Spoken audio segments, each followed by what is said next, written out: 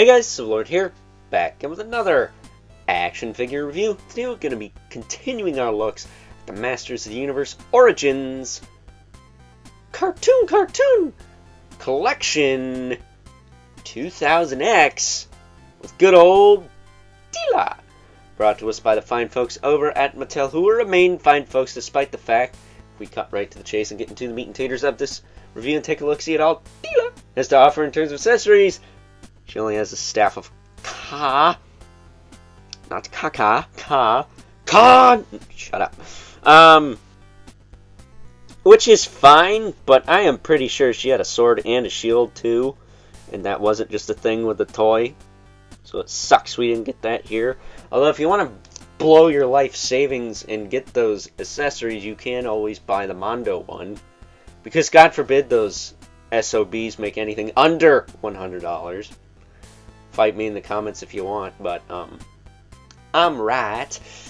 Another thing I'm right about, I'm 99.98% sure we can all agree that this is the most attractive version of Teela. Between the extra long ponytail and her, we'll say, assets. She is a pretty fine looking lady. Granted, I'm not going to strip her naked like some of you weirdos out there. It's a freaking toy. Not for nothing. I am pretty sure she's like, what, 16 to 18? She's not like Teela Filmation age or even like Revolution age. She's relatively young in this series. So, y'all's a bunch of freaks. But, at any rate, as far as her articulation goes, her head can look side to side, up and down a little bit, as well as a little bit of tilt, but not a lot. Shoulders will move out, back down, forward and back. Single jointed elbow, which is fine. Rotation at the elbow, which is fine. Swivel hinge wrist, not the correct hinge for holding weapons, and then you don't even get a second grip hand, you get an open hand. Oh well. Waist twist, solid on this figure. Hips will kick forward and back. Out, back down. This one's a little wonky because I had it posed, but should stiffen up over time. Single jointed knee with rotation. Swivel at the boot. And then a hinge at the foot with a rocker. I believe she does have peg holes at the bottom of the feet if you need them. Not for nothing, she's got what I thought Merman would have had. She's got like the knee pads connected to her boots. But at any rate, very nice figure. I like this figure quite a bit, despite her shortcomings, which is mostly accessories. She looks fine. She doesn't have a frumpy dumpy face like that New Eternia one from last year. Possibly one of the best Teela head sculpts, period. And again, you don't have to spend your life savings on it, Mondo. So, with that being said, I think it is time now that we move right along and take a look at some size comparisons. First up, here we have good old Teela, alongside a couple other heroic warriors from the 2000X Cartoon Collection.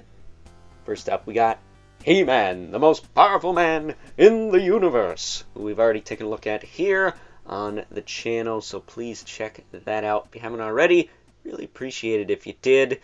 And to go back to what my good buddy Evil Villain asked about plastic quality, I would say the same thing. They both are matte in finish, unless, you know, a glossy finish is needed. So there you go. Some joints are tighter than others, and well, that's about it, really. I don't think Mattel really has those kinds of problems. I feel like that's more of a Hasbro thing. You know, plastic inconsistency, joint inconsistency, inconsistency in general, we'll say. That said, we also have Buzz-Off, who we will be taking a look at tomorrow, so stay tuned for that. But yeah, Teela being a lady, it's a little bit shorter than these two, but still stands on her own. Getting these two out of the way, if I can not bump the camera.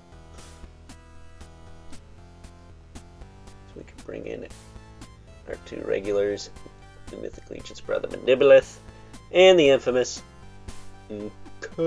11 Spawn, who, as usual, towers over everyone. So, with that being said, it's time now that we wrap things up with some final thoughts. Overall, and not only can we all agree that this is by far the most attractive version of good old Teela in all of Masters of the Universe, fight me in the comments if you will, your argument is invalid. But, in my opinion, I think it's the best Teela we've gotten in the history of the Origins line, despite the fact that, yeah, she should have come with a shield and a sword. Granted, if you have the other 2000X inspired Origins Teelas, the Snake Teela or the Teela that came with Zoar, then you kind of have the sword that this version of the character should have, but you don't have 2 grip hands, you don't have a grip hand with the appropriate hinge for holding weapons, and, well, at the end of the day, you still don't have a shield. And I think she should have at least come with that, because if I'm not mistaken, I'm 99.98% sure she had a shield. This is not a Clawful's Club situation or a Whiplash's spear, sword, staff thingy situation. I am 99.98% sure she did have a shield in the show. So it kind of sucks we didn't get that here. Seems to me like Mattel's always given the female figures a shaft, and this one is no exception. But, I will say, a little bit more fun than Evil Lyn. So, with that being said, hope you guys enjoyed this review. Until next time, I'll catch you guys later.